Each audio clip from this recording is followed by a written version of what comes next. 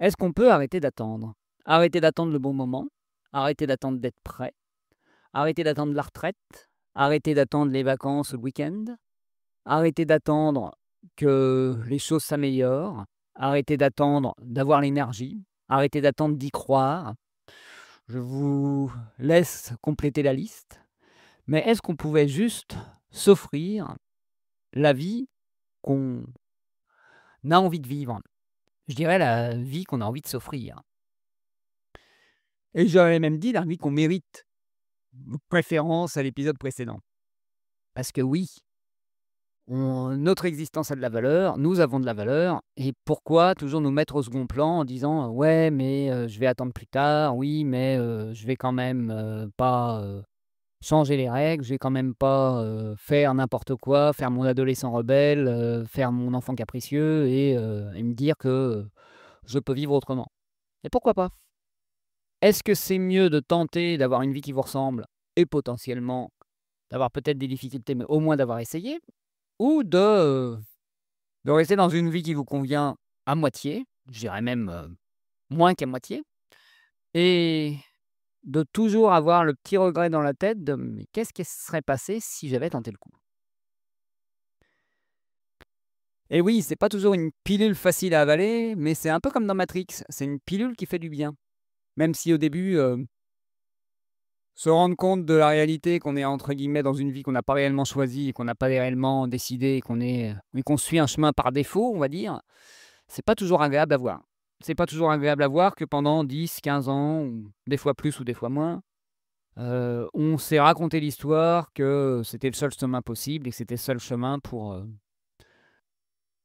acceptable, on va dire. Acceptable ou réalisable. Alors qu'en réalité, ce qui rend impossible les choses, c'est de pas essayer. Ah, on ne sait pas si c'est possible, mais si au moins on essaye, on va pouvoir le voir. Alors que si on n'essaye pas, c'est sûr que ce sera impossible et que ça ne sera pas réalisable. Et c'est ça le souci, souvent, c'est que on attend, une autorisation extérieure, on attend un déclic, on attend quelque chose qui, ne vient pas de nous pour nous autoriser à, j'ai envie de le dire comme ça, nous sortir les doigts du cul. Mmh. Désolé pour le côté un peu vulgaire, mais c'est un peu ça. Parce qu'en réalité, avoir une vie qui nous ressemble, ça ne dépend que de nous. Tenter des choses, ça ne dépend que de nous. Ça ne dépend que de nos courages, que de l'amour qu'on a pour soi et du fait qu'on a envie de s'offrir une vie qui nous ressemble. Et ça ne dépend aussi que de notre capacité à accepter aussi de sortir du cadre et d'être un peu atypique. Parce que chez beaucoup de personnes, ce qui freine, c'est, «Ah oui, mais je peux pas faire ça, sinon je vais être vu. Je vais être différent, je vais sortir du groupe, je vais être, rejeté». Mais qu'est-ce qui vous dit qu'il y a pas tout un gang de francs-tireurs, d'explorateurs, de d'hurluberlus et de loufoques qui va vous tendre les bras dès que vous allez tenter le coup?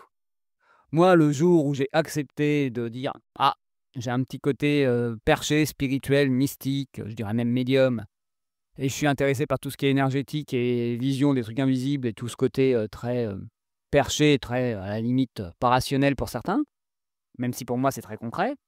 Dès que j'ai accepté ça, j'ai rencontré que ça autour de moi et je me suis pas trouvé si bizarre que ça. J'étais, entouré de bizarres, donc ça devenait normal pour moi. Par exemple, maintenant, pour moi, dans mon environnement, ce qui est anormal, c'est de boire de l'alcool et de pas consommer bio.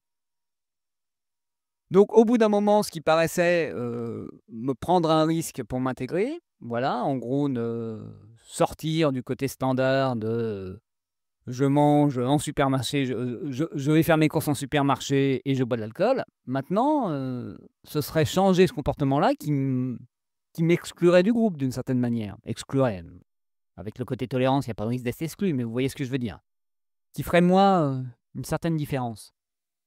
Et au bout d'un moment même, on se rend compte que les autres nous acceptent comme nous sommes et que c'est aussi très inspirant d'avoir quelqu'un qui ose être lui-même. Moi, je me rappelle lors d'un concert, une femme de 60 ans, concert en plein air, qui s'est autorisée à danser, debout alors que tout le monde était assis autour et elle était hyper inspirante, hyper, charismatique, on n'osait pas faire comme elle, mais je pense qu'on était beaucoup à se dire: «Waouh, elle a du cran, elle ose» et et c'est ça qui est dingue. C'est à quel point les personnes qui sont différentes, qui sont singulières, qui sont entre guillemets «originales», c'est les personnes qu'on aimerait être. Alors que nous, on attend entre guillemets «l'autorisation» pour le faire.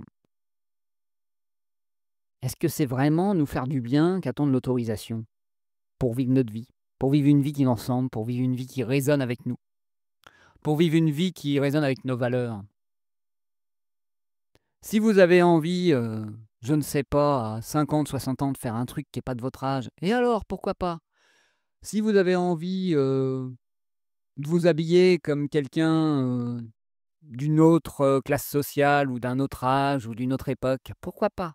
Si vous avez envie de vous habiller comme quelqu'un, du XVIIIe siècle, pourquoi pas? Je prends souvent l'exemple d'un grand chercheur en mathématiques qui a eu la médaille Fields, l'équivalent du prix Nobel, et qui, porte des lavalières et est habillé un peu comme au 19e siècle et pour lui, c'est totalement naturel. Ça fait sa spécificité, ça fait ce qu'on se rappelle de lui et on n'oublie pas.